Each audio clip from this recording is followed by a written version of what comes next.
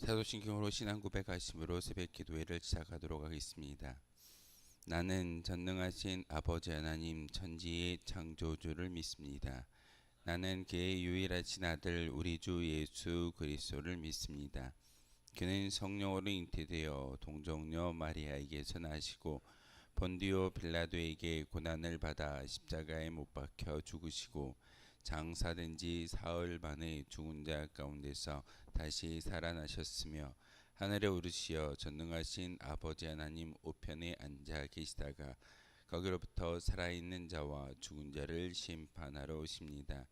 나는 성령을 믿으며 거룩한 공교회와 성도의 교제와 죄를 용서받는 것과 몸의 부활과 영생을 믿습니다. 아멘. 찬송가 453장 함께 찬양하겠습니다. 찬송가 453장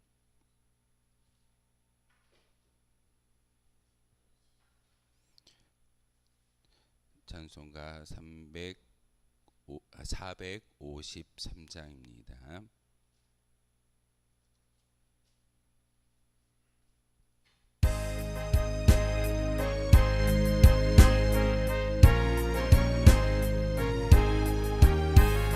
예수 더 알기 원하네. 크고 넓은 은혜와 계속해 주신 사랑을 간절히 알기 원하네. 내 평생의 소원, 내 평생의 소원, 계속해 주신 사랑을 간절히 알기 원하네. 성령이 스승되셔서 진리를 가르치시고 거룩한 뜻을 깨달아 예수를 알게 하소서. 내 평생의 소원, 내 평생의 소원, 계속해 주신 사랑을 간절히 알기 원하네. 성령의 감화 받아서 하나님 말씀 배우니 그 말씀 한 절 한 절이 내 맘에 교훈되도다. 내 평생의 소원, 내 평생의 소원, 계속해 주신 사랑을 간절히 알기 원하네. 예수가 계신 보좌는 영광에 둘려 있도다. 평화의 왕이 오시니 그 나라 왕성하도다. 내 평생의 소원, 내 평생의 소원, 계속해 주신 사랑을 간절히 알기 원하네. 함께 보실 하나님의 말씀은 잠언 26장의 말씀 보겠습니다. 잠언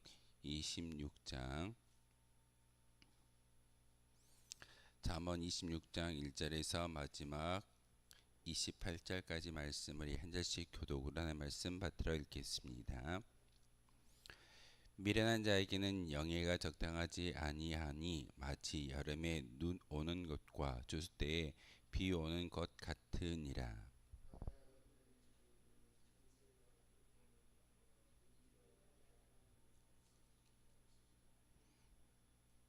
말에게는 채찍이요 나귀에게는 재갈이요 미련한 자의 등에는 막대기니라.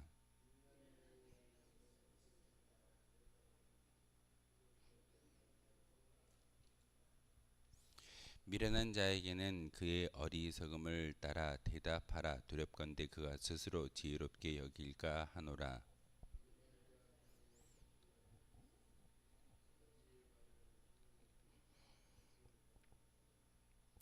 저는 자의 다리는 힘이 없이 달렸나니 미련한 자의 입의 잠언도 그러하니라.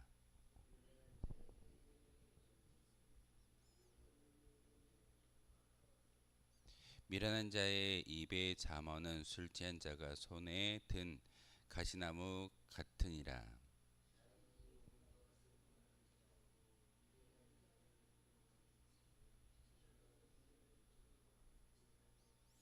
개가 그 토한 것을 도로 먹는 것 같이 미련한 자가 그 미련한 것을 거듭 행하느니라.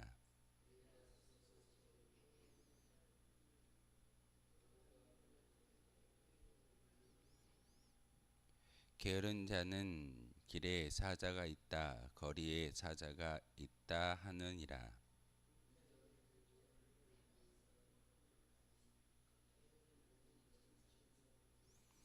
게으른 자는 그 손을 그릇에 넣고도 입으로 올리기를 괴로워하느니라.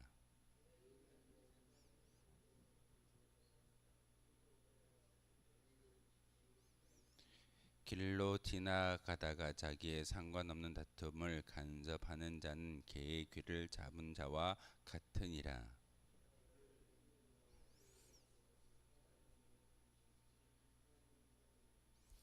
자기의 이웃을 속이고 말하기를 내가 희롱하였노라 하는 자도 그러하니라.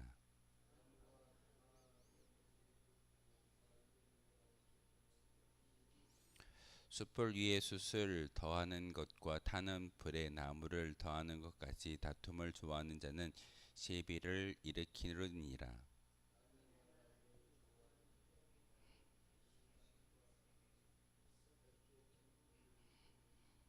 온유한 입술에 악한 마음은 낮은 은을 입힌 독이니라. 그의 말이 좋을지라도 믿지 말 것은 그 마음에 7가지 가증한 것이 있음이니라.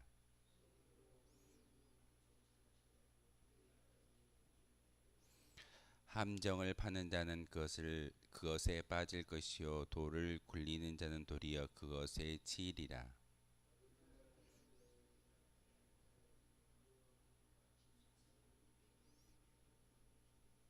아멘.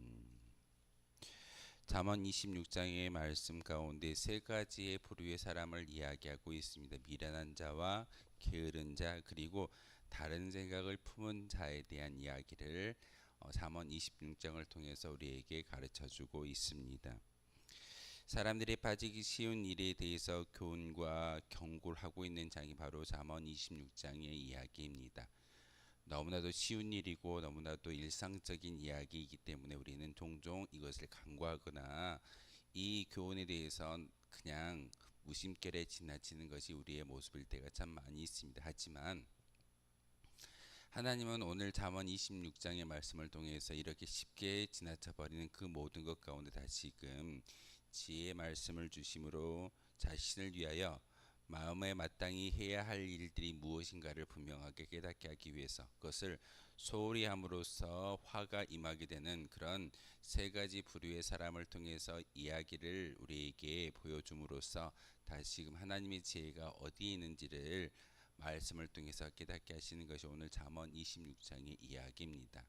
미련한 자, 게으른 자, 그리고 다른 생각을 품고 살아가는 사람에 대한 세 가지의 부류의 이야기를 또한 말씀을 마음속에 새김으로써 우리 또한 하나님이 주시는 그런 지혜를 가지고 잠언이라는 이 말씀을 가지고 살아갈 수 있는 저와 여러분 되었으면 좋겠습니다.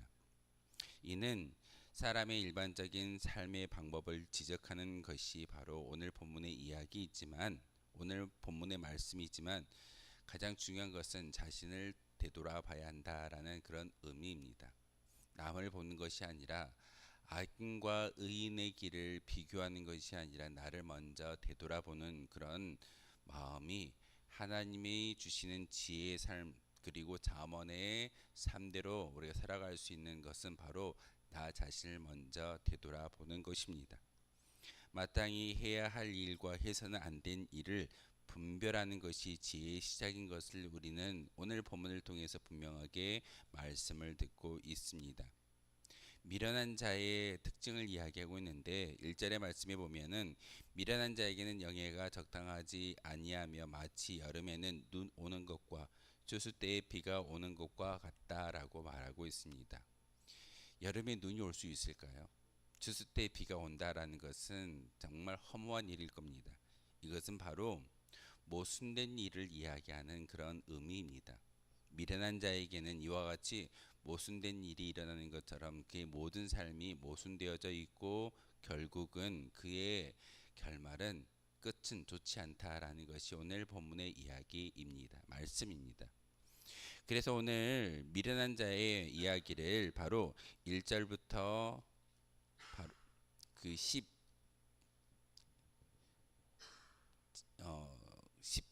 12절까지의 말씀을 우리가 함께 이야기하고 있는데 1절부터 12절까지의 말씀 미련한 자라고 매 절마다 이야기하고 있는 것은 말씀을 전하고 있는 것은 우리가 이렇게 미련한 자의 모습으로 살지 않기를 원하시는 하나님의 말씀입니다.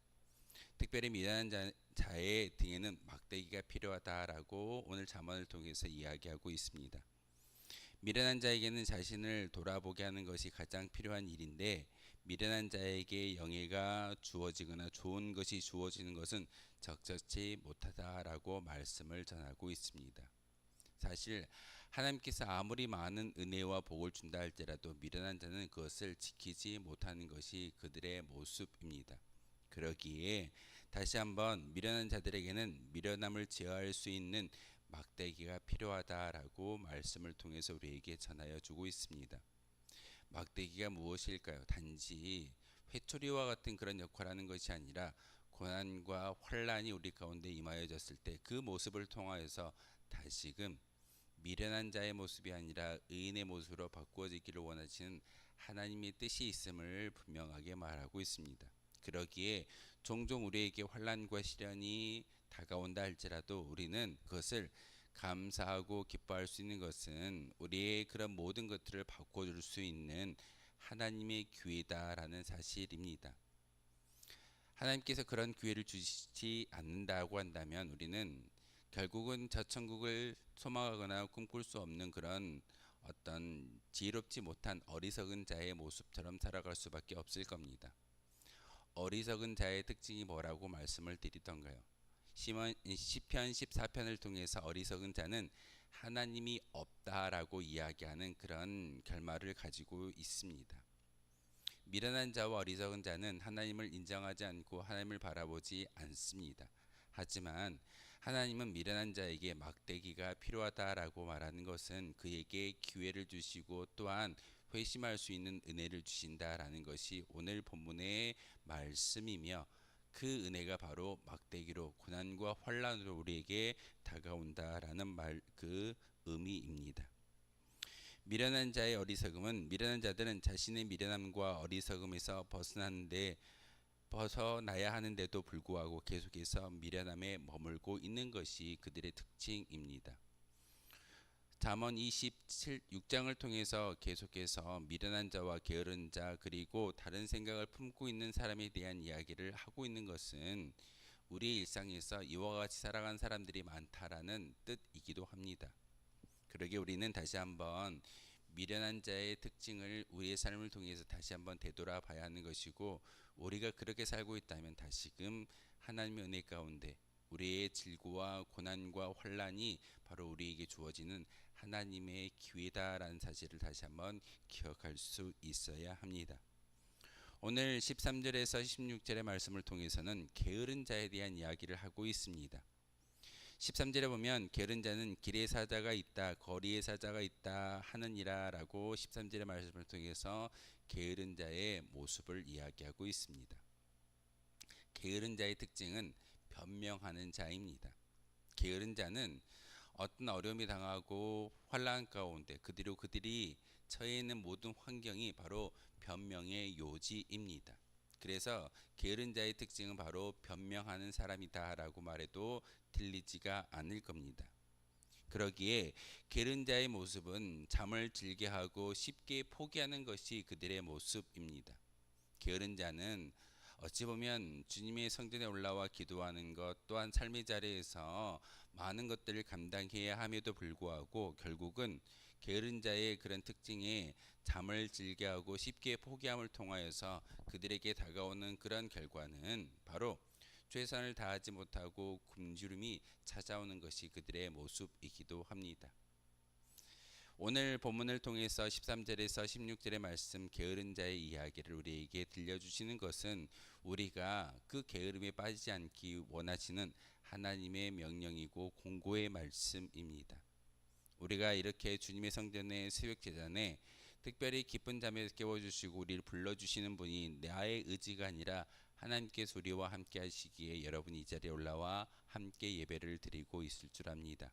우리는 더 이상 게으른 자라고 이야기하지는 않습니다. 하지만 바로 게으른 자의 모습으로 그 결말을 당하지 않기 위해서는 우리의 일상의 삶을 통해서 분명히 그 게으른 사람의 특징의 삶을 벗어버리고 온전 하나님의 주시는 지혜와 하나님의 음성 가운데 순복할 수 있는 그런 믿음이 우리 가운데 있어야 합니다. 자기를 지혜롭게 여기는 자가 바로 게으르다라고 말하고 있습니다. 게으른 자는 임박한 멸망을 보고서도 피하지 않는 어리석은 자이고 이렇듯 교만은 멸망의 선봉이다라는 것이 오늘 말씀의 주제이기도 합니다. 게으른 자가 왜 교만한 자일까요? 바로 패망의 길을 걷고 있지만 그것을 되돌이키지 아니하고 결국은 게으름을 통하여서 그 멸망으로 치닫는 것이 그들의 인생이기 때문에 그들은 교만한 자이고 심지어는 패망의 길로 걷는 그런 어리석은 자인 것을 오늘 말씀을 통해서 이야기하고 있습니다.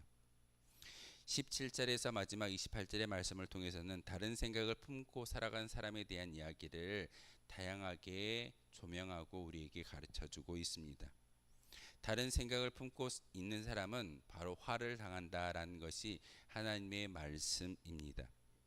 말을 많이 하는 사람이나 거짓을 말하는 사람들은 이웃에 있는 사람에게 화를 입히는 것이고 그리고 그들이 하는 행실이 다툼이 일으키는 일이기 때문에 싸움을 일으킨다라고 오늘 본문을 통해서 우리에게 공고의 말씀을 전하고 있습니다. 그러기에 지혜로운 사람은 이러한 사람들을 가까이 하지 말고 멀리하는 것이 주의하는 것이 지혜로운 자의 모습이다라고 오늘 성경을 통해서 우리에게 가르쳐주고 있습니다.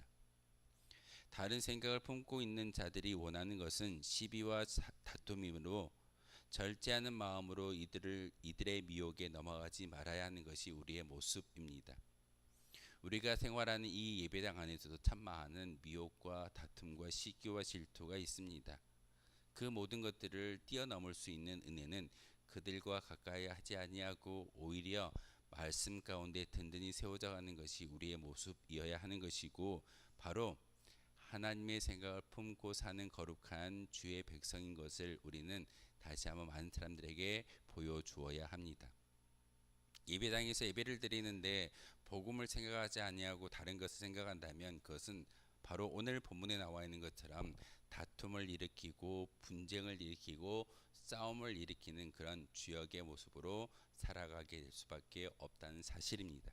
그러기에 다시 한번 다른 생각을 품고 있는 자에게 다가오는 감정 있는 자의 행실을 통해서 하나님의 뜻을 온전히 보여줄 수 있는 그런 은혜가 우리 가운데 있기를 소망합니다. 다른 생각을 품는다라는 것은 두 가지의 주인을 모시고 사는 그런 어리석은 자의 모습입니다. 복음의 메시지를 듣고 있음에도 불구하고 결국은 사람의 생각과 내가 주인 되어졌다라고 생각하면서 이야기하는 것이 잘못되었음을 오늘 본문을 통해서 말씀을 전하고 있는데 이와 같이 그 모든 것들을 합당하게 만들기 위해서 거짓된 말을 전하고 있다라는 것이 바로 다른 생각을 품고 있는 사람의 특징의 모습을 우리에게 가르쳐주고 있습니다. 다른 생각을 품고 있다라는 것은 바로 그 거짓된 말을 통하여서 그들의 행동과 그들의 모든 것들이 정당하다라고 말하고 있습니다. 교회 안에서 말씀 안에서 또한 복음 안에서 살아가는 우리의 모든 삶의 모습 가운데 진실은 바로 예수 그리스도이시며 하나님이십니다. 하나님을 이야기하고 예수 그리스도를 이야기하고 성령님을 이야기할 때 우리는 진실을 이야기할 수 있게 되는 것이고, 그 진실된 메시지를 통해서 교회 안에서의 분쟁과 다툼이 아니라 교회 안에서 행복과 사랑을 나눌 수 있는 믿음의 공동체가 바로 우리 공동체인 것을 다시 한번 기억해야 합니다. 바로 다른 생각을 품고 있는 자의 결말은 패망입니다. 모든 것이 끝나버리고 모든 것이 하나님의 의의 길이 아니라 바로 마귀의 앞잡이의 노릇, 교만과 패망의 선봉장이 바로 다른 생각을 품고 사는 사람입니다. 오늘 잠언 26장을 통해서 미련한 자와 게으른 자, 그리고 다른 생각을 품고 사는 사람에 대해서 이야기하고 있습니다. 자신을 사랑하는 것은 누구에게나 있는 감정일 것입니다. 그러나 이것에 지나쳐서 자신을 해치는 일로 발전하기 쉬운 것이 우리의 모습이기도 합니다. 자존감이 높은 사람일수록 자기애가 강하기 때문에 나를 더 많이 드러내고 뽐내는 것이 우리의 모습이기도 합니다. 그렇기 때문에 지혜로운 자라면 자신을 훈련하고 복종시키는 일에 열심을 낼 수 있어야 합니다. 예배를 드리는 것, 우리가 기도하는 것, 사실 나 자신을 복종시킴으로써 주님 앞에 납작이 엎드려지는 믿음의 모습이 바로 우리의 기도의 모습이고 예배의 모습일 줄 압니다. 겸손한 자세로 지혜에 순종하는 것이 진실로 자신을 위하는 길인 것을 다시 한번 깨달아 아는 저와 여러분이었으면 좋겠습니다. 지혜는 하나님을 두렵고 떨리는 마음으로 예배하는 것이, 공경하는 것이 지혜의 시작인 것을 우리는 분명히 알아야 합니다. 거짓된 속임수에 넘어가지 않고 성실한 마음과 공정한 자세로 이웃을 대하는 자에게 하나님의 복이 임한다라는 것이 오늘 말씀의 결론입니다. 다시 한번 많은 사람들에게 그 복을 나누어 줄 수 있는 의의 도구가 바로 우리이기를 소망하며 기도할 수 있는 저와 여러분 되어 주시기를 주님의 이름으로 기도하겠습니다. 거룩하신 주님, 참으로 감사를 드립니다. 오늘도 귀한 잠언의 말씀을 통하여서 미련한 자와 게으른 자, 그리고 다른 생각을 품고 살아가는 사람에 대해서 말씀을 통하여 깨달음을 주시오니 참으로 감사를 드립니다. 하나님, 다시 한번 우리가 살아가는 이 삶의 자리에서 미련하거나 게으르거나 다른 생각을 품지 않고 오직 하나님만을 생각하며 살아갈 수 있는 거룩한 주의 백성들 되게 도와주시옵소서. 나를 사랑하는 것이 아니라 나 자신이 철저히 하나님의 의의 도구인 것을 깨달아 알게 도와주시고 오늘 하루의 삶을 통하여서 하나님의 영광만을 위해 살아갈 수 있는 저희들 되기를 소망합니다. 하나님, 그러기 위해서 이 자리에 나와 기도하고 있사오니 하나님, 우리의 입술 가운데, 우리의 모든 기도 가운데 다시 한번 성령의 충만함이 있게 도와주옵소서. 예수 그리스도의 이름으로 기도하옵나이다. 아멘.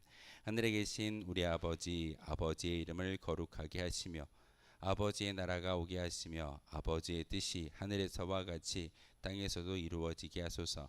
오늘 우리에게 일용할 양식을 주시고 우리가 우리에게 잘못한 사람을 용서하여 준 것 같이 우리 죄를 용서하여 주시고 우리를 시험에 빠지지 않게 하시고 악에서 구하소서. 나라와 권능과 영광이 영원히 아버지의 것입니다. 아멘. 오늘 말씀을 생각하며 기도하도록 하겠습니다.